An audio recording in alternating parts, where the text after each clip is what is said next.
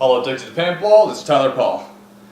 Today I'm going to talk to you about how I play stock class and what equipment I use, and if I got time or don't fuck it up, I'll show you how to field strip a Phantom, in case you never ever have done that before and are thinking of buying one. So let's get on to business. If you're playing stock class or pump in general, you'll probably find you'll want a lighter setup. For me, I decided to go with the stock class route because I wanted as minimal equipment as possible and the greatest challenge. The thing to keep in mind is that you'll be constantly reloading because your 12 gram CO2s, seen here, will probably run out of gas and efficiency around the 25th shot. Doesn't matter what you're shooting, you'll start to shoot low and you'll find more and more bounces. At that point, you'll probably want to pop the cartridge. In any case, I'll show you some of the equipment you want. Of course, you want your marker. In my case, the Phantom. This thing's done me well. It has a very short pump stroke and not a trigger, so it works very well for that. Other than that, you'll want a harness or a vest, depending on what you're using, pods or 12 grams. In this case, this is a Paintball Mafia Joyride pack. With it, I have the dump pouch. You'll probably want that if you're playing stock class or something similar to it, because you're not going to want to try to shove the tubes back in the harness because it's very difficult to get them back in the middle of a game. So you want something to dump this. This is only a 10 tube pouch, which means that I'll have 5 left over. For that, you got pockets, and you probably won't need to shoot all your tubes before you reload, depending what kind of game you're playing. I do not recommend using this for a scenario. These, in case you didn't know, are your 10 round tubes. Usually they come in 2 colors or varieties, the clear, the black. Personally, I prefer the clear because you can see how many shots you have right at the top of your head. The black is also perfectly acceptable. So what you'll want to do is when you're playing, pull them out like this. But as you're pulling them out, hold your thumb over the top. This will help you keep the balls from wanting to roll out of the top. With that, shove it into the feed, push down, and all the balls roll into the feed. I recommend loading up your feed tube beforehand, for the game, and cocking a shot and loading another shot before loading another ball into the tube before you even think about trying to play. This will make sure you have the maximum number of shots and you'll be ready to shoot right off the bat without having to worry about how many shots you have in your hopper. It is easier to keep track of even numbers like 5s instead of odd numbers like 14s when you're counting your shots. Since each of these tubes hold 10, you can tell that's not going to fill in those hoppers, and you'll have problems trying to keep up with trying to feed it. Sometimes you'll end up having only some balls go out, so try to keep a rhythm, find when's the perfect number to load for you, and stick with it. As you can probably tell, a lot of things are rhythm. Another good investment if you don't have any loops for CO2 cylinders. Well, at first I used to keep this for my 12 grams, didn't work so well.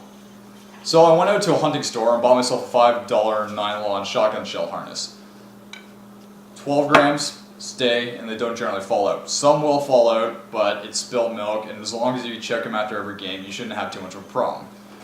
These things don't generally slide out on their own. Sometimes they will, it happens, but it is pretty secure.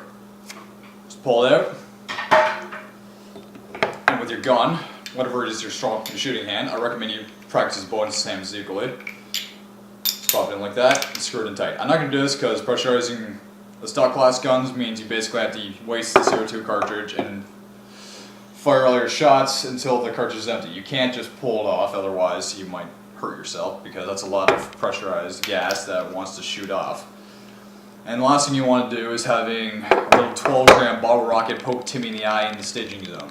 Who knew?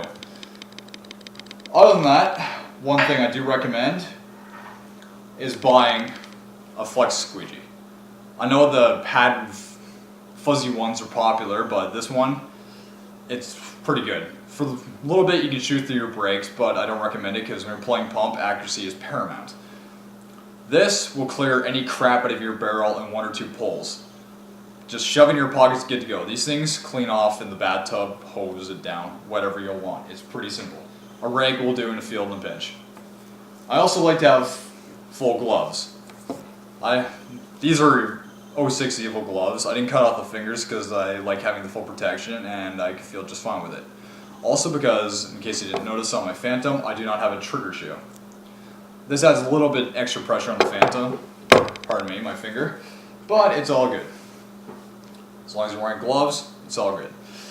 So as I said, I will try to take this thing apart for you.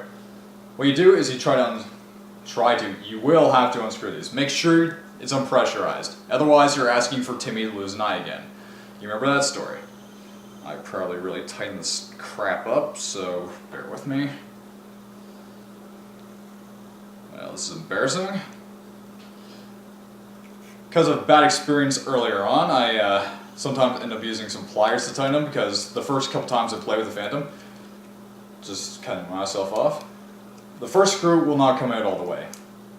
This won't fall off. It's stuck because of this. Don't worry, it's not a big issue, and the gun will come apart on its own. In fact, you don't even need to worry about the back one. Come to think about it. Unscrew the barrel.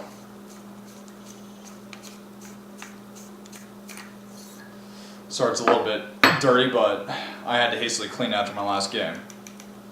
Now, the whole top part slide off. That wasn't the most graceful thing ever, but the only thing holding the pump handle on is the shape of the barrel and this little guiding rod here. This is all you really need to worry about. This doesn't really need to come off, now I remember, pardon me. It's just because this connects the air flow from here to here and to here. Unless you're trying to tinker with the gas system, you do not need to take this apart. Wonderful thing about Phantoms is they're one of the simplest guns to clean. This is your pump spring. When you pump, this springs your cocking arm back in position and loads another shot. This is your valve and has your sear. Pardon me. Your valve's in here. This slides back and forth, keeps another balls from double feeding. It's great. I'm not very good with terms, pardon me, but I know how this thing works. Sorry for the gun being a little dirty. Like I said, it was a little bit of a hack job when I had to clean it last, but I was playing clean today anyway, so I thought I'd show you the video. So this is the lower receiver. Not sure if you see too well, but this is where your pump art will basically go. It'll go up here and latch in there. Fuck, sorry. It'll go over here, latch in there, life's good. What you want to do is you want to get a light cloth. Sometimes I just use paper towel, whatever, when I'm cleaning it. Just dampen it, just keep it from scratching. And you want to put a couple drops of lube, because this is one of the moving parts. One of the few moving parts in a Phantom. You really don't need to worry about much with cleaning this. Inside the upper receiver, this is your velocity screw. You'll need the rod. Unfortunately, using the rod to hold up the camera, but basically it's about this long and it has a rubber piece on the end. This is how you actually crank the velocity. So, when you're trying to corrode on this gun, make sure there's nothing in the barrel and you shove the guide rod down. If you have an offset, if you have 45 feet, you can actually put this thing in the barrel. Pardon me. Actually put this thing back in assembly with this little hex screw here poking out to the side. That you change with an Allen screw as long as you take the elbow and the hopper off. That's a lot more convenient, but if you're playing stock class, it's generally not how things go. So more or less, how this thing works is the tighter it is, the less gas gets through. It's not going to push the balls hard. The more open it is, the more gas you use, the harder the shot goes. It's pretty simple technology. That's one of the reasons I like Nelson valves. It's one of the simple pleasures in life. Other than that, just get a damp cloth, wipe things down, make sure the interior is clean, and you should really be good to go.